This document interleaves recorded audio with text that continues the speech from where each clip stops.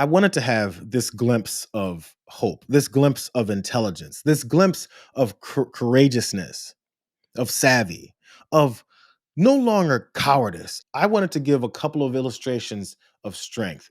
And you know what? Maybe it's time we start recognizing and realizing. Many times the people who lead the charge against the most corrupt in our country tend to be Black women.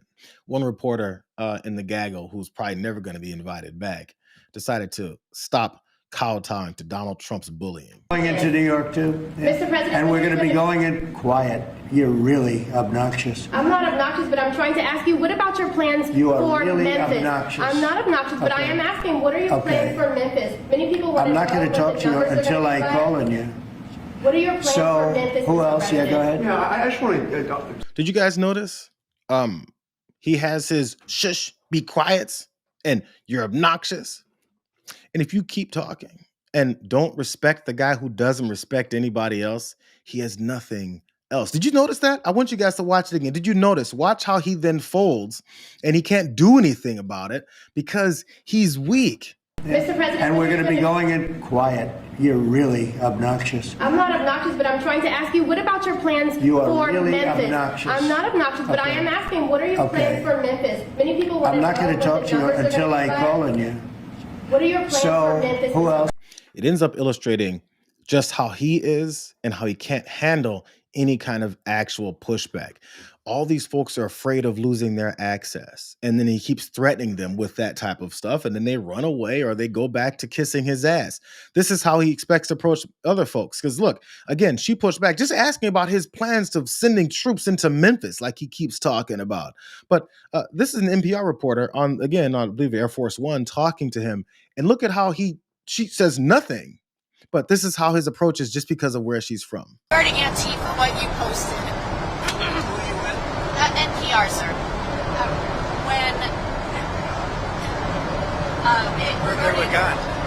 Are they still here? they are? Are they still here? Oh, good. Congratulations. Regarding designating them a terrorist organization, when they don't have defined leadership or membership, how do you target them? Who does it? Antifa.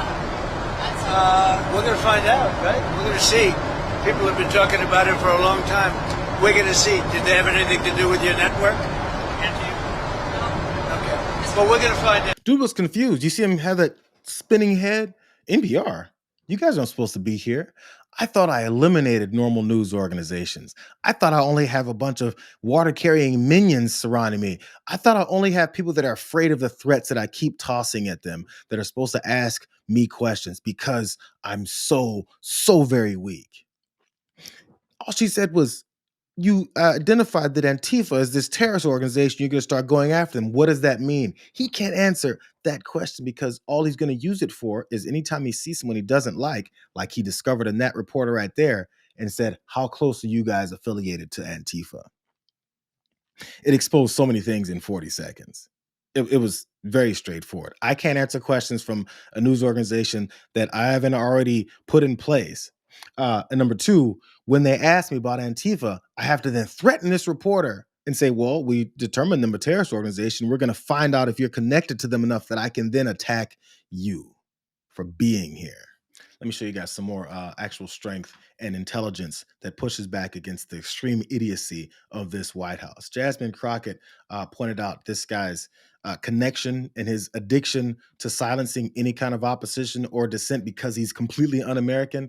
Jasmine Crockett goes off. This particular president has decided that he wants to shake down people as it relates to the First Amendment because he has filed not one lawsuit, not two lawsuits, but he has filed numerous lawsuits. He filed a lawsuit against the New York Times. He filed one against the Wall Street Journal, against CBS, against ABC, against the Des Moines Register. He is doing all of this because he wants to quash any speech that is not appreciative or lauding him, which is pretty much anything that's factual. So let's talk a few facts about these January 6 felons that should still be incarcerated because they went through the process, but because they were doing doing things on his behalf, of course, he wanted to let them go. So they released more than 1,000 people who participated in the insurrection on this government, many of whom had previous criminal records, like Mr. Theodore Mendenforth, who was convicted of predatory criminal sexual assault of a child, or Mr. Peter Schwartz, who had 38 prior convictions, including one where he beat his wife by repeatedly punching and biting her. Trump also pardoned Mr. David Daniel, who was convicted of production and possession of child pornography. Trump also pardoned Mr. Daniel Ball, who, quote, threw an explosive device that detonated upon at least 25 officers during the Capitol riot. He also had a record for, quote, domestic violence by strangulation. I'm not done. Trump also pardoned Mr. Andrew Taki, who sent nudes to an undercover law enforcement officer who was posing as a 15-year-old girl. Mr. Casey Hopkins also received a pardon from Trump, and Mr. Hopkins was convicted of forcible rape. According to court records, he, quote, had forcible intercourse with the victim, choked her to the point of impairing her vision, banged her head into a wall, and urinated into the victim's mouth as he humiliated her. These are the people that he decided to release in the streets of D.C. So if anybody does need to clean up D.C., I would agree it is this man, because he is the one that is causing half the crime that we have. Not only is he participating in the crime, but we know that he instigated the insurrection. And if I did say that I had one issue with the Biden-Harris administration, it is the fact that they did not move forward and make sure that this man was put where he should have been put. Because the last time I checked, as a criminal defense attorney, and Mr. Attorney General, you may have a different experience, but I never had a defendant that had 34 convictions for felonies and did not spend one day in jail. Never in my life. And the last time I checked, the party of law and order is the only one that decided that they would be out of order and decided to nominate someone who was not only indicted, but was actually convicted of multiple felonies. That has never happened in this country, and it is a shame that we are dealing with it now, and now he wants to tell y'all how to do your jobs. Okay. Painted that picture. That's why he's afraid of black women. That's why he's afraid of intelligent black women. That's why his only answer is quiet, shut up, obnoxious. Because when someone actually lays out the case of what he's doing, where it starts, the middle, and in the end, just in this one aspect of him trying to silence people and talking about crime all over the place, it's impossible to argue against that. Is it not what's happening? But he's upset because these are the types of folks that are unwilling to be like, oh, I'm sorry, Mr. President. Sorry, I need to respect you, even though you don't respect my humanity. It's insane. And those folks, there's plenty like that, but they continue to keep them out of the public eye, to keep them from in front of the president, because it'll embarrass his dumb ass. He doesn't have anything to offer in this fight, in this debate, over actual topics that he knows nothing about. It exposes his extreme and utter stupidity. So he's got people like Nancy Mace that are there to back him up and continue to try to supplement his stupidity with more attacks on the people that they dislike. Nancy Mace tried to censure and force a vote to censor Ilhan Omar for her words about Charlie Kirk and who he really was. Did you guys hear, though? Nancy Mace, she failed. GOP Representative Nancy Mace and Corey Mills, he's another Republican, are locked in an escalating personal clash over Mace's failed effort to censor Ilhan Omar for her response to the killing of activist Charlie Kirk. Mills was one of 4 Republicans to join all Democrats to kill Mace's censure measure, which fell just 1 vote short of passing. So she's upset at, any of the 4 that joined on for normalcy and allowing people to say the things that they get to say. The Floridian cited First Amendment issues for his vote, prompting Mace to then accuse Mills and other Republicans of stifling free speech by opposing her effort. In an exchange with Mills on X, she also claimed that the Florida Republican threatened her by text message on Wednesday evening. Now, Mills, by the way, is the guy who was got caught up in that drama. He was up on some kind of like nefarious, accusations about things that he did as far as being intimidating towards someone. So she brought up intimidation there, since that's where he's already made a name for himself. Here's more of this failure that she had. He said, "This is typical. I'm sorry, but I respect Nancy. I like Nancy. I've always supported Nancy," is what he said. But she's upset that she didn't get one thing passed because she has some back and forth with Ilhan that has nothing to do with me.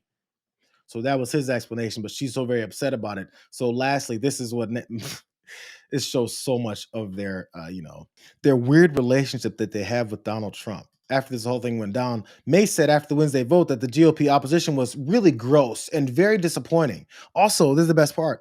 A reporter also overheard her telling a colleague that she had sent the 4 Republicans' names to President Trump. Nancy Mace tries to censure Ilhan Omar for telling the truth. After failing to do that because 4 Republicans didn't join her in that censure, she sent their names to Donald Trump like a tattling toddler. Because, I'm going to tell daddy about you. And you know what he's going to do? He's going to start posting about how much you're a meanie.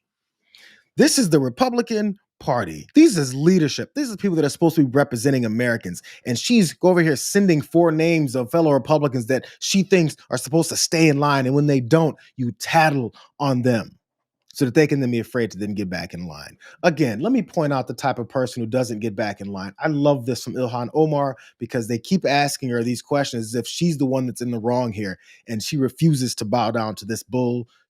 What I find jarring is that there are so many people willing to excuse the most reprehensible things that he said, that they agree with that they're willing to have monuments for him, that they want to create a day to honor him, and that they want to produce resolutions in the House of Congress honoring his life and legacy. It is one thing to care about his life because obviously so many people loved him, including his children and wife. But I am not going to sit here and be judged for not wanting to honor any legacy this man has left behind. That should be in the dustbin of history, and we should hopefully move on and forget the hate that he spewed every single day. You're not going to silence people that have the actual facts and reality on their side. Many people do, but they get afraid to continue to tell it. And the more people give away that power, the more power you give to weak, soft-ass people like Donald Trump. He's weak. He bows. He falls apart because he doesn't have an argument. Stick with yours. Stop giving it away. It's obvious he's unequipped to actually win these discussions. That's why they get violent. Violence comes from these folks because they don't have the brains. There's one more clip from Ilhan Omar where she points out, and you can really see in her voice, in her face, the way that this is affecting her. And we shouldn't always just say, here, let them take it. You've been attacked by the president, by a colleague whose office is right next door to yours, Congresswoman Nancy Mace. I know that you have received messages and voicemails from people threatening you. How are you holding up first? I've been here before. I've been the target of the president in the most vile, bigoted, racist ways that you could imagine. And I've had to have full police detail because of that. So it is surprising that he's back at it because I thought he's moved on and found a new person to harass. But here's, a president that is always unhinged, always deranged, always creating chaos and division. And he seems to have a real obsession with anyone that is an immigrant in this country that is not of European descent. You don't hear him talking about the accent of his wife and the fact that she came here as an immigrant or any of those things, or the fact that she gets to have an opinion even though nobody elected her into office. But he has an objection to a person who does serve over 700,000 constituents in Congress, who's literally elected, has the same certificate as he does. But I think for me is I feel embarrassed for him because in these attacks, what he does, and I think with the likes of Nancy Mace, and whoever that Randy guy is, they expose themselves for how stupid they are. And that is embarrassing for us as a country because these are people who are elected to positions of leadership. He's supposed to be the president of the United States, who's heading off to Europe to represent us. When he does, he's uneducated enough to understand that members of Congress can't be impeached. When you have Nancy and Randy saying, we're on it, we're going to impeach her. When they're saying they're going to deport me, knowing full well that you cannot deport an American citizen.